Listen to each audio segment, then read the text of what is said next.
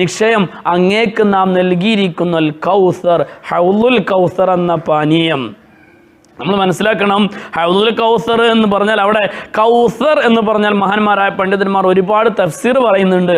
അതിലൊരു തഫ്സീറാണ് ഹൗലുൽ കൗസർ എന്ന ഒരു പ്രവാചകന്മാർക്കും കൊടുത്തിട്ടില്ലാത്ത ഏറ്റവും മഹത്വമായൊരു പാനീയം അങ്ങേക്ക്, ഒരു ഹൗല് അങ്ങേക്ക് നാം പാരത്രിക ലോകത്ത് നൽകിയിരിക്കുന്നു എന്ന്.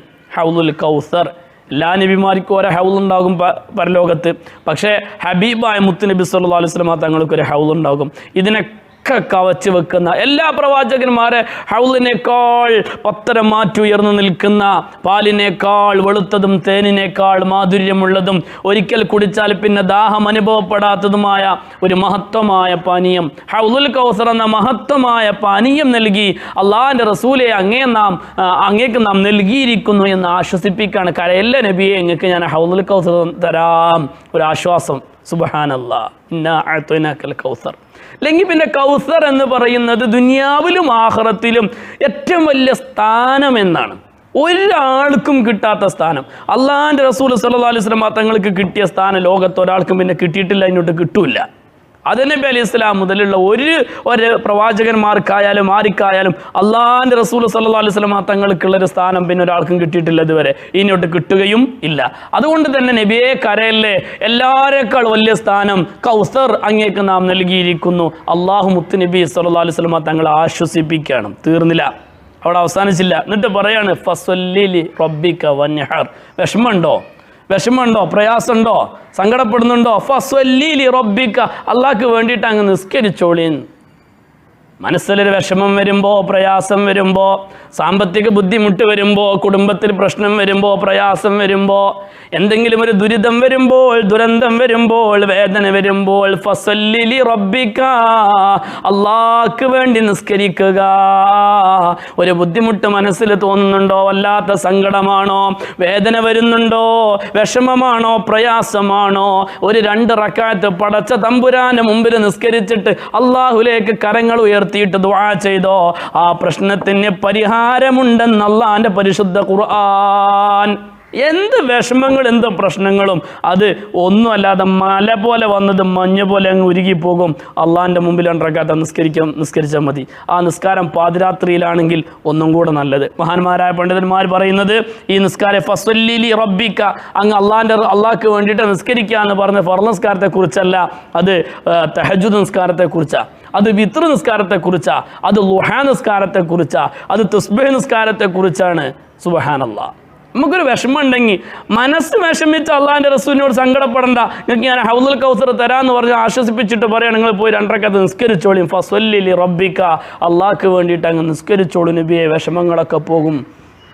എൻ്റെ ശബ്ദം കേൾക്കുന്ന മുത്തു മുഅ്മിനീങ്ങളെ, മുഅ്മിനാത്തുകളെ, നമുക്കൊക്കെ പരാതിയാണ്, പരിഭവമാണ്, വിഷമാണ് അല്ലേ? എവിടെ വഅലിന് ചെന്നാലും ഒരു 100 കണക്കിന് കത്തുകളുണ്ടാവും. ഉസ്താദേ വിഷമാണ്, ദ്വയർക്കണേ, ജോലിയില്ല ദ്വയർക്കണേ, രോഗമാണ് ദ്വയർക്കണേ.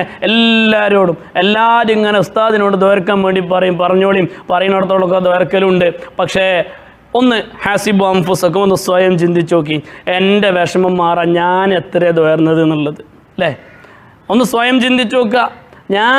എനിക്കൊരു വിഷമം ഉണ്ടെങ്കിൽ ആ വിഷമം മാറാൻ വേണ്ടി ഞാൻ എത്ര ദ്വയർന്നു. വേറുള്ളവരോട് ദ്വയർക്കാൻ പറഞ്ഞപ്പെട്ട പള്ളിക്കൊക്കെ 313 കൊടുത്തു, അല്ലെങ്കിൽ മജ്ലിസിന്നൂർക്ക് പൈസ കൊടുത്തു, കാര്യങ്ങളൊക്കെ നടക്കും. ബദരീങ്ങളെ ഹക്കുണ്ട്, മജ്ലിസിന്നൂറിൻ്റെ ബറക്കത്തുണ്ട്, കാര്യങ്ങളൊക്കെ നടക്കും. പക്ഷെ അതിന് മുമ്പ് ഒന്ന് സ്വയം ചിന്തിച്ച് നോക്കുക, എൻ്റെ ഒരു ആവശ്യം വിടാൻ, ഇപ്പോൾ ആണുങ്ങളാണെങ്കിൽ എനിക്കൊരു വിസ കിട്ടാണ്ട്, അല്ലെങ്കിൽ ജോലി കിട്ടാണ്ട്, അല്ലെങ്കിൽ ഞാനൊരു വാഹനം എടുക്കാൻ ഉദ്ദേശിക്കുന്നു, അല്ലെങ്കിൽ കച്ചവടം തുടങ്ങാൻ വേണ്ടി ഉദ്ദേശിക്കുന്നു, അതിൽ ബറക്കത്തിനും റഹ്മത്തിനും വേണ്ടി ഞാൻ അള്ളാഹിനോട് എന്ത് ചോദിച്ചു?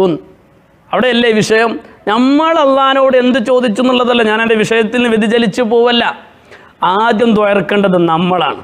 ആദ്യം സ്വയം ദ്വയർക്കണം. ഫസ്വല്ലി 2 റക്അത്ത് നിസ്കരിച്ചിട്ട് പടച്ചവനോട് പറയാം, നട്ടപ്പാതിരാക്ക് നാളെ ഒരു ടെസ്റ്റിന് പോവാണ്, ശരീരത്തിൻ്റെ ഭാഗത്തിന് മുഴയുണ്ട്, അത് ഡോക്ടർമാർ ടെസ്റ്റ് നടത്താൻ വേണ്ടി പറഞ്ഞിട്ടുണ്ട്, പള്ളിക്കൽ ഉസ്താദിൻ്റെ ഓടുക, എന്നിട്ട് ചെന്നിട്ട് ദ്വയർക്കാൻ പറയാം, പറഞ്ഞോളിയും ദ്വയർന്നോളും ഒക്കെ നടക്കും.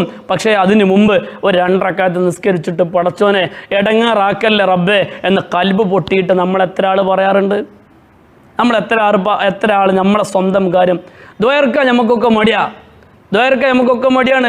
ഇമാം മീറാബിൽ നിന്നിട്ട് ഇങ്ങനെ ദ്വേർക്കുന്നുണ്ടാവും. നമ്മൾ ഏതോ പകലിക്കിനാവും കണ്ടിട്ട് ഇമാമ് ദ്വേർക്കാണ്, പടച്ചോനെ ഈ കൗമിനൊക്കെ ജന നശിപ്പിച്ചോ എന്ന് പറഞ്ഞാൽ നമ്മൾ ആമീൻ പറയും. കാരണം എന്താ പറയുന്നത് നമുക്ക് ഒരു ബോധം ഉണ്ടാവില്ല. നമ്മൾ ഏതോ ലോകത്താണ്. അപ്പോൾ പറയും ഉസ്താദെ അറബി അറിയില്ല എന്ന്. അറബി അറിയണ്ട, മലയാളത്തിൽ ദ്വേർക്കൂലേ, വെള്ളിയാഴ്ച അല്ലെങ്കിൽ വാഴത്തിൻ്റെ സദസ്സിലൊക്കെ ദ്വേർക്കുന്നുണ്ടാവും. എന്താ ദ്വേർക്കുന്നുള്ളൂ യാതൊരു ബോധം ഉണ്ടാവില്ല. കൈ ഇങ്ങനെ പിടിച്ചാൽ കണ്ടാൽ പേരും പടച്ചപ്പോൾ കൊട്ടക്കണക്കിനോട് കൊട്ടിക്കൊടുക്കുന്നുള്ളത്. അങ്ങനല്ല, സ്വന്തം ആദ്യം ഇങ്ങോട്ട് കൽബിക്കൊണ്ട് ദ്വാ കൊണ്ടുപോവാ. അള്ളാഹ്ക്ക് ദ്വേർക്കണമല്ലോ ഭയങ്കര ഇഷ്ടമാണ്.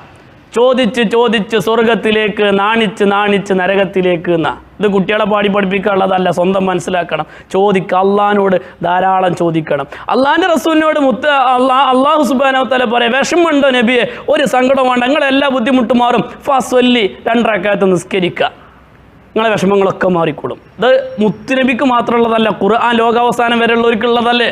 ഖുർആൻ ലോകാവസാനം വരെയുള്ളവർക്കുള്ളതാണ്. അതുകൊണ്ട് നബിയെ വേദന മാറാൻ, വിഷമം മാറാൻ, സങ്കടം മാറാൻ ഫസല്ലി, ആദ്യം 2 റക്അത്ത് നിസ്കരിക്കുക. പിന്നെയോ ഫൻഹർ, പിന്നെയാണ് അള്ളാഹു പറയുന്നത് നിങ്ങളുടെ ഉളിഹത്ത് അറുത്തിട്ട് ബലി അറുത്തിട്ട് ദാനം ചെയ്തോളൂ എന്ന്. രണ്ടാമതാണ് മൗലിക്ക് പൈസ കൊടുത്തിട്ട് ദ്വേർക്കാൻ വേണ്ടി പറഞ്ഞത്. ആദ്യം സ്വന്തം ദ്വേർക്കാനാണ് പറഞ്ഞത്, പിന്നെയാണ് മൗലിക്ക് പൈസ കൊടുത്തിട്ട് ദ്വേർപ്പിക്കാൻ വേണ്ടി പറഞ്ഞത്. ഫൻഹർ, നബിയെ വിഷമം മാറാൻ ആദ്യം നിസ്കരിക്കുക, എന്നിട്ട് വന്യഹർ ദാനധർമ്മങ്ങൾ ചെയ്യുക. വന്യഹർ എന്ന് പറഞ്ഞാൽ അവിടെ പല തഫ്സീറുണ്ട്, അർത്ഥങ്ങളുണ്ട്. ഒരർത്ഥം ഉളുഹിയത്ത് അറുത്തിട്ട് മാംസം ദാനം ചെയ്യുക, മറ്റൊന്ന് ബലിദാനം, വെറുതെ ഒരു മൃഗത്തെ അറുത്തിട്ട് അതിന് മാംസം പാവങ്ങൾക്ക് വിതരണം ചെയ്യുക, മറ്റൊന്ന് സ്വതക്ക ദാനധർമ്മങ്ങൾ അധികരിപ്പിക്കുക, ധാരാളം ദാനധർമ്മങ്ങൾ കൊടുക്കുക, എന്നിട്ട് അവരോട് ദ്വേർക്കാൻ വേണ്ടി പറയാം. ആദ്യം പറഞ്ഞത് സ്വന്തം ദ്വേർക്കാനാണ്, പിന്നെയാണ് മറ്റുള്ളവർക്ക് സ്വതക്ക കൊടുത്തിട്ട് ദ്വേർപ്പിക്കാൻ വേണ്ടി പറഞ്ഞത്. ഫസ്വല്ലി, അപ്പോൾ അള്ളാഹ് പറയാണ് ഒരു വിഷമം വേദന വേണ്ട, അതൊക്കെ മാറിക്കോളും, നിങ്ങൾ ഫസ്വല്ലി അള്ളാഹ്ക്ക് നിസ്കരിക്കുക, വൻഹർ ദാനധർമ്മങ്ങൾ ചെയ്യുക. ഇനി മൂന്നാമത് അള്ളാഹ് പറയുന്നത് കേട്ടോ, കുറച്ച് ഗൗരവത്തിലാണ് പറയുന്നത്. മൂന്നാമത് അള്ളാഹ് പറയുന്നു, മൂന്നാമത്തെ ആയത്ത് കേട്ടോ, അള്ളാഹു ഗൗരവത്തിലാ പറയുന്നത്, ചില്ലറ കളിയൊന്നല്ലത്.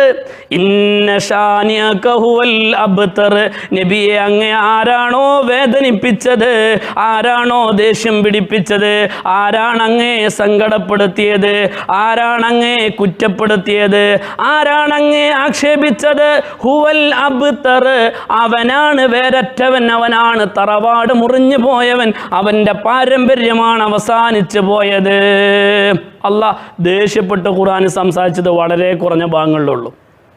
അള്ളാഹു ദേഷ്യത്തോടെ ശപിച്ചുകൊണ്ട് സംസാരിച്ചത് വളരെ കുറഞ്ഞ ഭാഗങ്ങളിലാണ്. അതിലൊന്നാണ് ഇന്ന ഷാനിഅക, നബിയെ അങ്ങേ ആക്ഷേപിച്ചവൻ. ആരാക്ഷേപിച്ചത്? മകൻ മരിച്ച വിഷമത്തിൽ ഇങ്ങനെ നടന്നു പോകുമ്പോൾ പറയണം, ആ പോണടാ വേരറ്റോന്, തറവാടില്ലാത്തവൻ അതാ പോണ്.